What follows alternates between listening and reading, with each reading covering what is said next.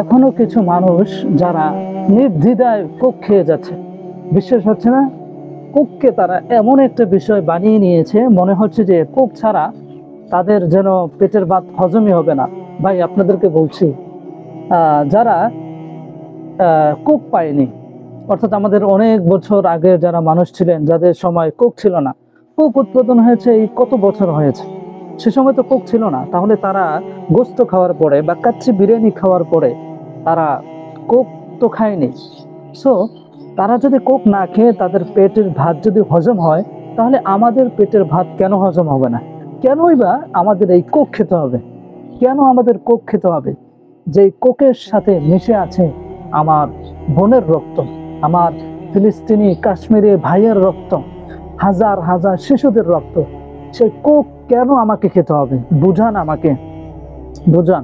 কেন আমার টাকা দিয়ে, আমার কষ্ট করা উপার্জিত হালাল টাকা দিয়ে আমি কোক কিনে খাবো? কেন মেরিন্ডা কিনে খাবো? কেন ইসরায়েলি পণ্যই আমাকে খেতে হবে?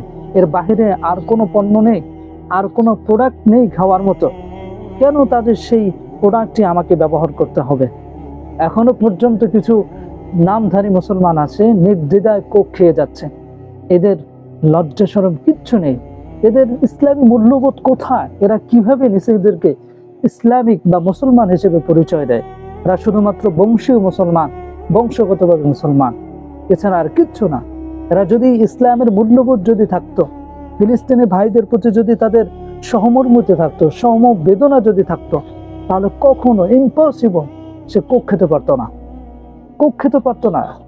আপনি খেয়াল করে দেখেন, আপনার আশেপাশে খেয়াল করে দেখেন, এখনো কোক খাচ্ছে। গত কয়েকদিন আগে আমি বাজারে গিয়েছিলাম, যাওয়ার পরে দেখলাম যে আমার সামনে থেকে দাড়িওয়ালা দাঁড়িয়ে আছে, বড় বড় দাঁড়িয়ে আছে, বড় বয়স তার 30-40 হবে এরকম। দেখতেছি যে এক কার্টন কোক কিনছে সে তার দোকানের জন্য। দাঁড়িয়ে আছে, টুপি আছে, পাঞ্জাবি আছে, সব আছে। কোক কিনা তার দোকানে নিয়ে যাচ্ছে সেগুলো বিক্রি করার জন্য। আর দোকানদারকে বলবো যে ভাই, যদি কোকটা নিয়ে আসে, যদি কোক নিয়ে এসে দোকানের মানুষকে যদি সাপ্লাই না করেন, কত টাকা ক্ষতি হবে? কত টাকা ক্ষতি হবে? এই কোক না আনার কারণে আপনার পরিবার না খেয়ে কি মারা যাবে? আমাকে বলেন যে আপনার পরিবার কি না খেয়ে মারা যাবে যদি আপনি কোক বিক্রি না করেন? অবশ্যই আপনার পরিবারকে আল্লাহ তাআলা আরো বেশি ভালো রাখবে। আল্লাহর উপরে তাওয়াক্কুল করেন। কোক দোকানে আনা বন্ধ করে দেন, কোক দোকানে আনা বন্ধ করে দেন। আর যারা মুসলমান আছেন, আপনারা যদি সত্যিকারে ভাই যদি মুসলমান হয়ে থাকেন, তাহলে দয়া করে কোক খাওয়া বন্ধ করে দেন। আর এই ভিডিওটি আপনাদেরকে বলবো যে বেশি বেশি শেয়ার করেন, যাতে সকল মানুষের কাছে বিষয়টি পৌঁছে যায়। Okay, that's it. Thanks for watching this video and see you in the next video. Allah Hafiz.